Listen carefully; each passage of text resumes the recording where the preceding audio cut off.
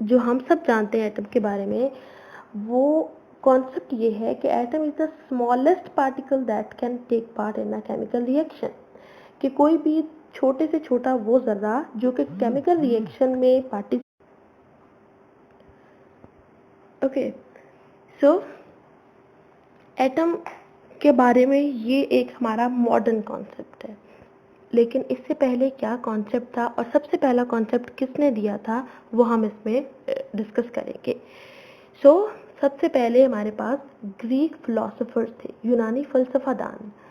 बच्चे previous times में practical करने के लिए ना तो इतने सोफिस्टिकेटेड इंस्ट्रूमेंट्स थे और ना ही फैसिलिटीज के लोग परफॉर्म कर सके। उस टाइम पर साइंटिस्ट नहीं बल्कि फिलोसोफर्स होते थे, और फिलोसोफर्स क्या काम करते थे, वो चीज़ों को ऑब्जर्व करते थे और रीड करते थे और फिर उसकी बेस पर वो कुछ ना कुछ कंक्लूजन्स ड्रॉ करते थे, थेरीज बनाते थे। इसी तरह से फर्स्ट टाइम एटम्स का जो कॉन्सेप्ट दिया था वो ग्रीक फिलोसोफर्स ने दिया था। Greek philosophers thought that matter could be divided into smaller and smaller particles to reach a basic unit which could not be further subdivided. इसका मतलब क्या है कि ग्रीक फिलोसोफर्स ने ये कहा कि जो मैटर होता है उसको हम तकसीम कर सकते हैं, इतना कि एक टाइम आता है कि हम उसको फर्दर तकसीम नहीं कर सकते। जैसे कि फॉर एग्जांपल मेरे पास ये एक सर्कल है, मैंने इसको डिवाइड कर दिया हाफ में, ये इतना रह गया। मैंने फिर से इसको डिवाइड कर दिया, ये मेरे पास फिर इतना रह गया। मैंने फिर से इसको डिवाइड कर दिया, ये मेरे पास बिल्कुल इतना सा रह गया। मैंने इसको फिर से डिवाइड किया, अब मेरे पास ये सिर्फ एक डॉट बच गया। अब इस डॉट को अब मैं फर्दर डिवाइड नहीं कर सकती। तो ऐसा पार्टिकल जिसको हम फर्दर डिवाइड ना कर सकें उसको हम क्या कहते हैं, indivisible particle. Sorry, indivisible particle. Indivisible का मतलब होता है जो मजीद तकसीम ना हो सके। तो ऐसा पार्टिकल जिसको हम मजीद तकसीम नहीं कर सकते उसको उन्होंने किसका नाम दिया, एटम का नाम दिया। सो ये कॉन्सेप्ट आया था ग्रीक फिलोसोफर्स में। डेमोक्राइटस हमारे पास एक फिलोसोफर था जिसने क्या किया, ग्राइंड करना शुरू किया चीज़ों को। जैसे हम चीज़ को ग्राइंड करते हैं, करता गया, एक पॉइंट आया कि उसने कहा अब ये मज़ीद छोटा नहीं हो सकता, ये हमारे पास क्या बन चुका है, इनडिविजिबल बन चुका है। तो उस इनडिविजिबल पार्टिकल को उसने किसका नाम दे दिया, एटम का नाम दे दिया। तो फर्स्ट टाइम ये जो एटम का कॉन्सेप्ट था हमें किसने दिया था, ग्रीक फिलोसोफर्स ने दिया था। As I have told you earlier कि Democritus called these particles atoms derived from the word atomos। अब उसने इन इंडिविजुअल पार्टिकल्स को एटम्स का नाम दिया, और ये वर्ड हमारे पास कहाँ से डिराइव हुआ था, एटमॉस से। Atmos means indivisible. इनडिविजिबल जैसे कि मैंने आपको पहले बताया कि कोई भी ऐसा पार्टिकल जो मजीद तकसीम ना हो सके उसको हम क्या कहते हैं, इनडिविजिबल कहते हैं। So this was the concept, the previous concept that was given by Greek philosophers। And after that further उस पर काम हुआ, और 1808 में an English school teacher John Dalton recognized that the law of conservation of matter and the law of definite proportions could be explained by the existence of atoms। As I told you कि उस time पर क्योंकि experimental approach नहीं होती थी, सिर्फ theoretically बातें होती थी, ग्रीक फिलोसफर्स ने थेरेटिकली ये बात की थी कि इनडिविजिबल पार्टिकल को हम एटम कहते हैं। इस वजह से लोगों ने उस चीज़ पर बिलीव नहीं किया था और इस पर फर्दर काम होता रहा। होते होते 1808 में एक English school teacher John Dalton ने फर्दर इसको प्रूव किया कि जो हमारे पास मैटर के तो बहुत ही इंपॉर्टेंट लॉज हैं, law of conservation of matter and the second one is law of definite proportions. इन दोनों लॉज को हम अपने आगे चैप्टर्स में डिटेल में डिस्कस करेंगे। तो उसने कहा ये दोनों लॉज हम एक्सप्लेन नहीं कर सकते तब तक जब तक कि हम ग्रीक फिलोसोफर्स के उस कॉन्सेप्ट को मान ना लें। तो इस तरह से ये बहुत बड़ा एक ब्रेक थ्रू था कि उनके कॉन्सेप्ट को मानने के लिए। इस वक्त फिर लोगों ने उसके कॉन्सेप्ट को मानना शुरू किया और फर्दर हमारे पास जॉन डाल्टन ने atomic theory first time develop की थी. And what was that atomic theory? He developed N atomic theory the main postulate of which is that all matter is composed of atoms of different elements which differ in their properties.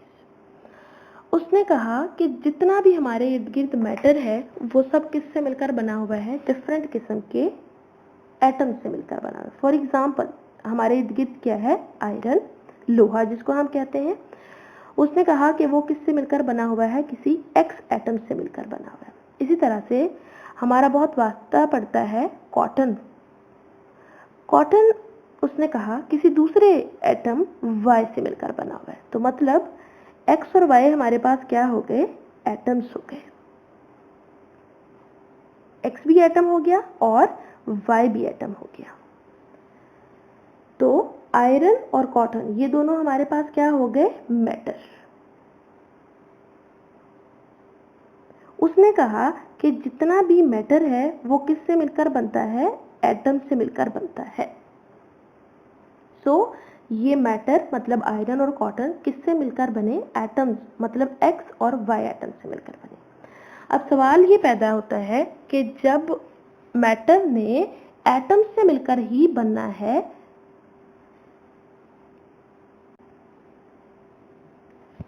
Okay, सो अब हमारा अगला सवाल ये है कि अगर atoms के मिलने से ही मैटर बनता है तो फिर आयरन मतलब कि लोहा इतना सख्त क्यों है और कॉटन हमारे पास इतनी सॉफ्ट क्यों है? तो आयरन की हार्डनेस और कॉटन की सॉफ्टनेस की रीज़न ये है कि आयरन किसी डिफरेंट किस्म के एटम एक्स से मिलकर बना हुआ है और कॉटन किसी और एटम वाई से मिलकर बना हुआ है. तो बेसिकली उसका कॉन्सेप्ट हमारे पास क्या था? द कॉन्सेप्ट वॉज कि जितना भी मैटर है वो किससे मिलकर बना हुआ है? एटम से मिलकर बना हुआ है. सो एटम्स मिलकर क्या बनाते हैं? मैटर बनाते हैं. और मैटर की प्रॉपर्टीज डिफरेंट होती हैं क्योंकि हमारे पास एटम्स डिफरेंट होते हैं. जैसे कि कोई एक्स या वाई एटम हो सकते हैं तो उनकी वजह से मैटर की प्रॉपर्टीज भी डिफरेंट होंगी. This was the basic postulate of atomic theory. And after that, now finally the modern concept. Modern concept of atom, जैसे कि मैंने पहले बताया, atom is the smallest particle of element which can take part in a chemical reaction. कि कोई भी वो छोटे से छोटा जर्रा जो किसी भी केमिकल रिएक्शन में पार्टिसिपेट कर सकता है उसको हम क्या कहते हैं? एटम कहते हैं. एग्जाम्पल्स हमारे पास क्या आ गई? For example helium and neon have atoms which have independent existence while atoms of hydrogen, nitrogen and oxygen do not exist independently. अब इस स्टेटमेंट का क्या मकसद है कि हीलियम वो सिंगल एटम के तौर पर बिल्कुल इसी तरह से एनवायरनमेंट में एग्जिस्ट कर सकता है, वाइल अगर हम हाइड्रोजन की बात करें तो हाइड्रोजन कभी भी सिंगल एटम की फॉर्म में एग्जिस्ट नहीं करेगा बल्कि ये हमेशा H2 की फॉर्म में एग्जिस्ट करेगा. मतलब कि दो हाइड्रोजन एटम्स आपस में बॉन्ड बना के रहेंगे. सो इस वजह से क्योंकि हीलियम अकेला रह सकता है इसको हम कहते हैं कि ये इंडिपेंडेंटली एग्जिस्ट करता है. इंडिपेंडेंट वाइल हाइड्रोजन जो कि कभी भी सिंगल नहीं रह सकता बल्कि वो हमेशा बॉन्ड बना के किसी ना किसी के साथ मौजूद होता है. जैसे कि यहाँ पर मैंने आपको एग्जांपल दी H2 की. तो इस तरह के एटम्स को हम क्या कहते हैं कि उनकी एग्जिस्टेंस डिपेंडेंट होती है किसी दूसरे एटम पर. जैसे कि यहाँ पर इस हाइड्रोजन एटम की एग्जिस्टेंस इस दूसरे हाइड्रोजन एटम पर डिपेंड कर रही है.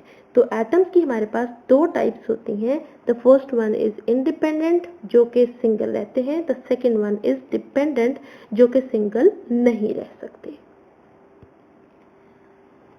फर्दर इससे पहले जैसा कि हम डिस्कस कर रहे हैं ग्रीक फिलोसोफर्स ने कॉन्सेप्ट दिया था कि एटम इनडिविजिबल पार्टिकल है, मतलब कि वो मज़ीद तकसीम नहीं हो सकता. लेकिन मॉडर्न साइंस क्योंकि सोफिस्टिकेटेड हो चुकी है, क्योंकि हमारे पास बहुत ही हाई क्वालिटी का अपरेटस आ चुका है, तो फर्दर रिसर्च से पता चला कि atom is not an indivisible particle. Instead it consist of सब एटॉमिक पार्टिकल्स, मतलब कि एटम के अंदर एटम से भी छोटे पार्टिकल्स मौजूद हैं। और उनमें से वेल नोन पार्टिकल्स हमारे पास कौन कौन से आ जाते हैं? The atom is further composed of subatomic particles like electron, proton and neutron. तो एटम के 3 फंडामेंटल पार्टिकल्स हैं, इलेक्ट्रॉन, प्रोटॉन एंड न्यूट्रॉन। जैसे कि अगर आप इस स्ट्रक्चर में देखें तो ये एटम के सेंटर में क्या चीज़ मौजूद है? ये वाला पोर्शन न्यूक्लियस मौजूद है, और ये सेंटर वाला पोर्शन न्यूक्लियस है जिसमें 2 तरह के पार्टिकल्स मौजूद हैं। एक वो जिनके ऊपर कोई चार्ज नहीं है, उनको हम कहते हैं न्यूट्रॉन, मतलब neutral having no charge. And the second one is जिनके ऊपर पॉजिटिव चार्ज है, उनको हम प्रोटॉन्स कहते हैं, प्रोटॉन्स हैविंग पॉजिटिव चार्ज। और न्यूक्लियस के इर्द गिर्द ये सराउंड कर रहे हैं, सराउंडिंग में रोटेट कर रहे हैं इलेक्ट्रॉन्स। इलेक्ट्रॉन्स ऐसे पार्टिकल्स हैं जिन पर नेगेटिव चार्ज होता है। सो इसका मतलब कि एटम में 3 फंडामेंटल पार्टिकल्स और मौजूद हैं जिसमें से इलेक्ट्रॉन पर नेगेटिव चार्ज होता है, प्रोटॉन पर पॉजिटिव चार्ज होता है, और न्यूट्रॉन पर कोई चार्ज नहीं होता, मतलब कि वो न्यूट्रल होता है, मतलब दे हैव 0 चार्ज।